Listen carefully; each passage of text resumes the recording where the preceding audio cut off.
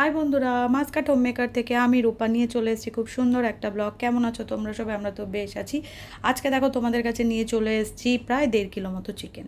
তো আজকে আমি চিকেন দিয়ে একটা রেসিপি তৈরি করব। তো কী রেসিপি সেটা দেখতে হলে বন্ধুরা অতি অবশ্যই আমার সাথে থাকতে হবে। ভিডিওটা একদম স্কিপ করবে না। তবে আজকে একটা একদম নতুন ধরনের চিকেন রেসিপি করব। তো তার জন্য আমার সাথে থেকো আর সঙ্গে থেকো। পুরনো বন্ধুরা তো আমার পাশেই আছো, আর যারা নতুন বন্ধু আছো প্লিজ চ্যানেলটাকে সাবস্ক্রাইব করে পাশে থেকো। তো চলো আজকে চিকেনটা আমি কিভাবে রান্না করি দেখতে থাকো।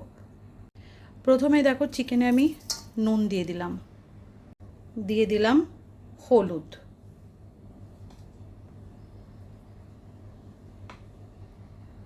আর দিয়ে দিলাম রেড চিলি পাউডার, দিয়ে দিলাম অল্প পরিমাণ গোলমরিচের গুঁড়ো। এইবার দেখো হাতের সাহায্যে যে মশলাগুলো আমি এর মধ্যে দিয়েছিলাম চিকেনটাকে খুব ভালোভাবে মাখিয়ে নেব।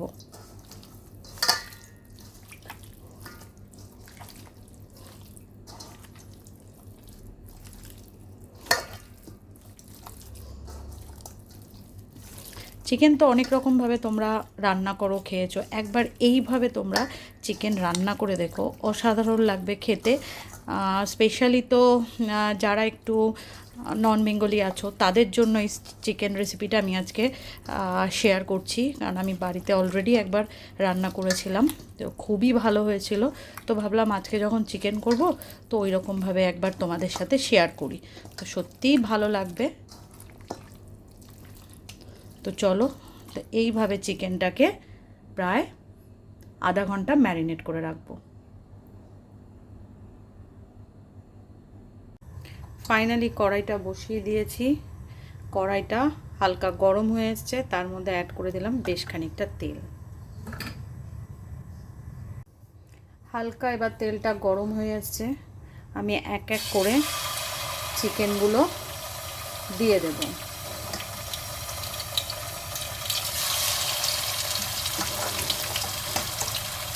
আমি চিকেনগুলো ভেজে নেব। ভেজে নেওয়ার একটাই কারণ, তোমরা জানো এখানে সবই ফ্রোজেন পাওয়া যায়। তো চিকেনগুলো কি হয়, রান্না করার সময় অনেক সময় গলে যাওয়ার সম্ভাবনা থাকে, তো সেটা যেন না হয় এর জন্য চিকেনগুলোকে একটু ভালো করে ভেজে নেব। তো চলো প্রত্যেকটা চিকেন সব ভাজা হয়ে আসুক, তারপর আবার তোমাদের কাছে আসছি। এখানে দেখো চিকেনের এক পিসগুলো ভাজা হয়ে গেছে, আরেক দিক করেও উল্টে দিচ্ছি। এটা অপশনাল, তোমরা না ভেজেও করতে পারো।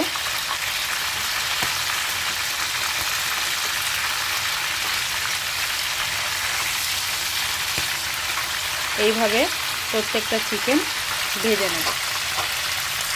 এইখানে দেখো প্রত্যেকটা চিকেন এরকমভাবে ভাজা হয়ে গেছে। আমি কিন্তু কড়া ভাজিনি, কড়া ভাজলে কিন্তু রান্নার সময় একদম শক্ত হয়ে যাবে, অনেকক্ষণ ধরে এটাকে আবার নরম করতে হবে। তো চলো এই তেলে আমি আলুগুলো ভেজে নেব। এটা কিন্তু একদমই অপশনাল, তোমরা আলু চাইলে দিতেও পারো, নাও দিতে পারো।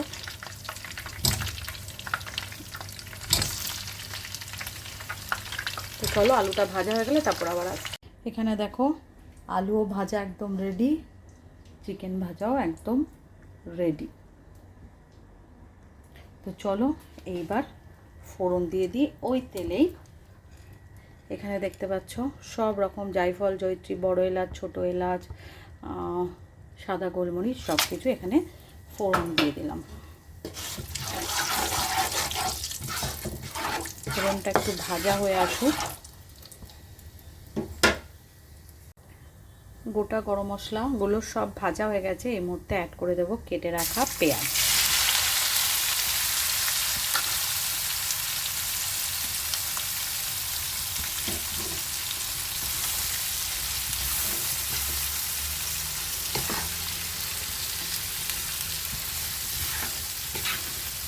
এইবার ভালোভাবে পেঁয়াজটাকে একটু লাল লাল করে ভেজে নিতে হবে।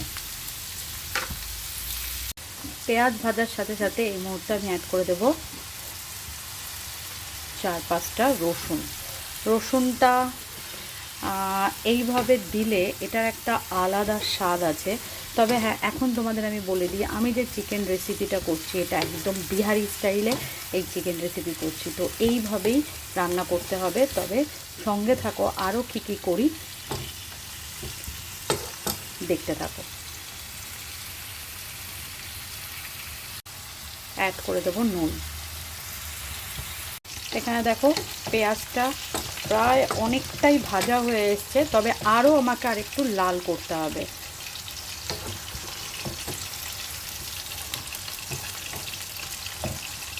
তো চলো, পেঁয়াজটা মোটামুটি ভাজা হলে আবার আসছি।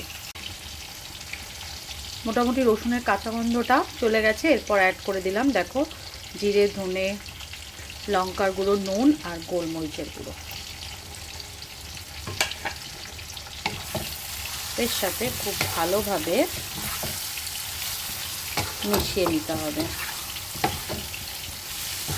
এর মধ্যে হালকা জল অ্যাড করতে হবে।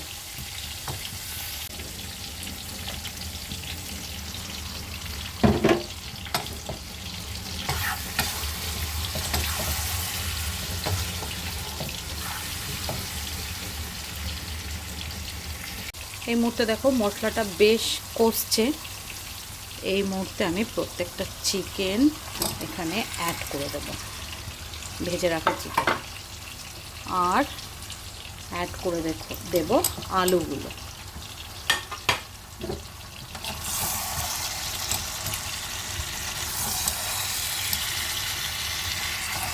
এইভাবে ভালোভাবে মশলার সাথে বেশ খানিকক্ষণ কষিয়ে নিতে হবে।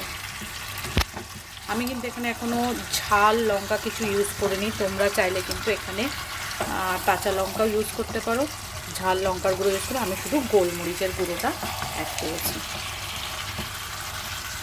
তো চলো, মাংসটা ভালোভাবে মিশিয়ে একটু নরম হয়ে হলে তারপর আবার আসছি। এইবার মাংসটাকে একটু ঢাকা দিয়ে কিছুক্ষণ নরম হতে দেব। এই মুহূর্তে এখানে অ্যাড করে দেব গ্রেট করে রাখা একটু টমেটো। এটা অপশনাল, তোমরা চাইলে দিতেও পারো, নাও দিতে পারো।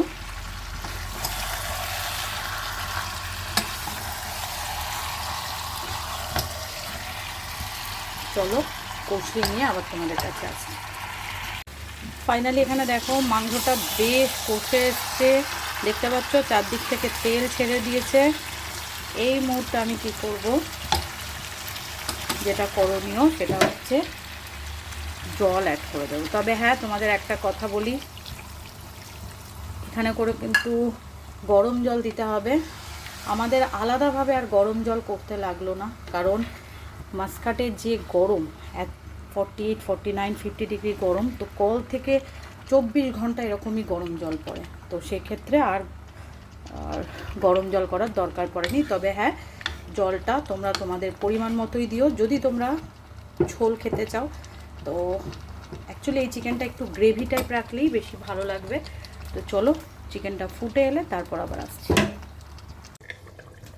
ফাইনালি অনেকক্ষণ পর এলাম, দেখি চলো মাংসটা কি অবস্থা আছে।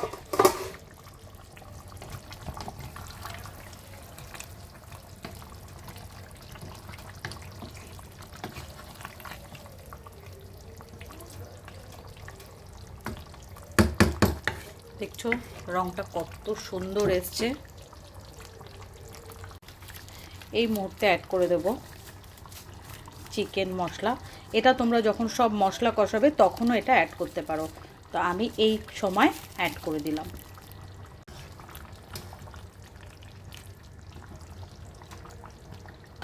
দেখতে পাচ্ছ খুব সুন্দর একটা রং এসছে, রসুনগুলো বেশ নরম হয়ে এসছে, চিকেনগুলো নরম হয়ে এসছে। তো চলো একটু ফুটে আসুক, তারপর আবার আসছে। এই মুহূর্তে অ্যাড করে দেব বেশ কিছুটা কাঁচা লঙ্কা। এইবার ভালোভাবে একটু নেড়ে চেড়ে নেব।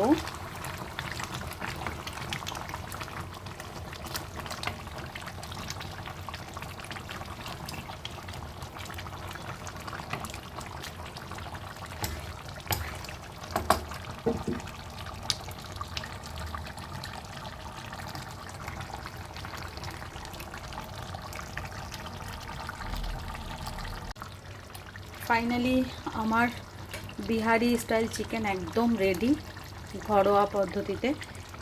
এইবার ওপরে একটু টেস্টের জন্য স্মেল বলো গার্নিশিং করলাম এই ধনে পাতা দিয়ে।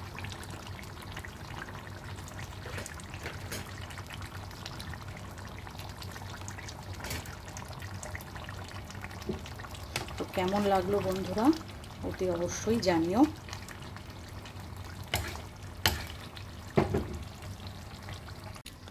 ফাইনালি বিহারি স্টাইল চিকেন একদম রেডি বন্ধুরা, ঘরোয়া পদ্ধতিতে। কেমন লাগলো অতি অবশ্যই জানিও। ঘরে থাকা জিনিস দিয়েই এত সুন্দর বিহারি স্টাইল চিকেন তোমরা রান্না করতে পারো। যদি ভিডিওটা ভালো লাগে, ভিডিওটা ছেড়ে যাওয়ার আগে like, comment, share and subscribe করতে একদম ভুলো না। Thank you for watching, tata.